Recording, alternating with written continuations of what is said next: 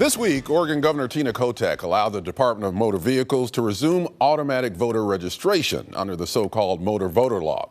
The governor paused the practice after DMV clerical and policy mistakes resulted in more than 1,600 people making it onto voter rolls without verification of citizenship.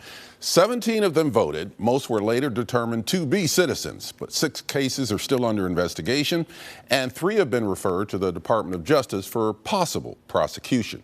Here to talk about election integrity, newly elected Secretary of State, former state treasurer, and former state legislator Tobias Read. Welcome back to Eye on Northwest Politics. Thanks, Ken. How did all of those folks get on the voter rolls in the first place? Well, this is a clear shortcoming in the process that government went through and didn't match good policy with good execution. I think it's clear that we are a stronger state when people who are eligible are registered to vote and find that convenient and have the trust that they choose to participate.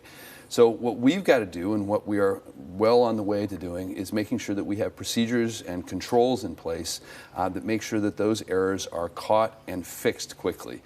That's why I'm excited about that, and why they're really first steps that we're going to continue to build on to make sure that that we're earning the trust of Oregon voters. The concern is that people voting illegally could affect elections. Any evidence that that happened here? No. In fact, there's evidence that it isn't, because when we think about 3 million voters and the numbers that you cited, it's just not possible that any election outcome would have been affected. But I think that's secondary to the point that people need to feel trust, that we need to earn the trust of Oregonians, because when people feel trust, they're more likely to vote. And I think we are a stronger state when more people are participating in our processes. Let's talk about the steps that are being taken, though, to keep this from happening again, both on the part of the Department of Motor Vehicles and your office. So what are we doing to keep this from happening again? So the Department of Motor Vehicles has instituted a number of things in the way that they take in data and check it before it's transmitted to the Secretary of State's office, and we too have added some additional steps. First off, we're going to be verifying the number of files that we're getting in a much more specific and detailed way. We're going to have a system of random sampling going back to the DMV and asking them to recheck so that we're identifying and confirming that the processes are resulting in good outcomes. We are hiring an automatic voter registration specialist to be a counterpart with a person at DMV. We're going to have a regular system of inspections from Secretary of State office personnel and county clerks. And these, again, to repeat myself, are just first steps. We're going to continue to look for ways to bolster those controls and earn the trust of Oregonians. On that point, an outside consulting firm, Deloitte, looked at the issue. They said the DMV fixes may not be sustainable because they may again be subject to human error. What do you say about that? I think it is absolutely the case that when you have humans interacting with data, there are going to be errors. Anyone who's telling you something else is not being honest. Our task is to look forward and have the protocols and controls in place so that when those errors occur, they are quickly discovered and quickly fixed, and we adjust processes so that those errors are not allowed to persist. We have to take that seriously. We have to earn the trust of Oregonians, and we will. Can Oregonians be confident that our elections are secure now, or is it still a process? Yes, they can be confident, and we have to find the ways to demonstrate that to people. We should be proud of the fact that in Oregon, we make it convenient for people to vote, because that's a good thing for our democracy and our state. But we have to be vigilant, we have to earn trust, we have to be prepared to deal with anything that comes, because that question, that process is at the heart of how we operate as a state, who we are as Oregonians. Let's switch gears here. The Secretary of State's office also conducts audits, and you recently named a new director of the audits division. You released your list of what state programs and systems that you plan to audit this year. Let's take a look at some of them. They include Adult Protective Services, the Medicaid program, Public Defense Services, Parks and Recreation, the Oregon Youth Authority, among others. How do you and your audits team determine what agencies to audit and why? Audits are a really important accountability tool, and we want to make sure that they are resulting in changes that Oregonians can see and feel.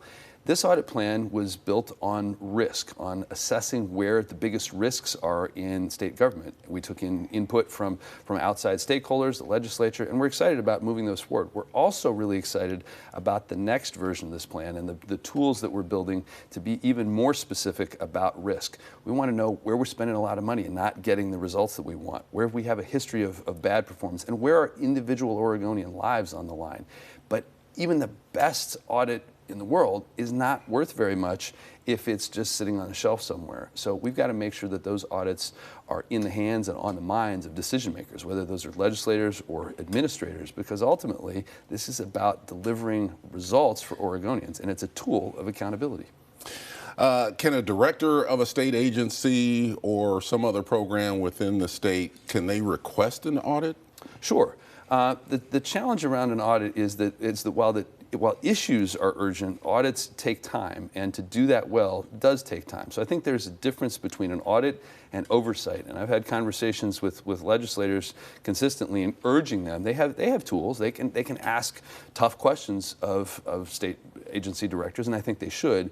Meanwhile, what we want to do is use the audits to find issues before they become headlines. So you can see that in some of the programs that we'll be auditing this year, and you'll see that going forward as well. How are the audits actually conducted? I mean, who does it and what's done? We have a staff of talented people in the Secretary of State's office, and there are a variety of tools. First of all, there's a couple of species of audits. There are financial audits, which are much more quantitative and numerical in nature, and there are performance audits, which are more qualitative.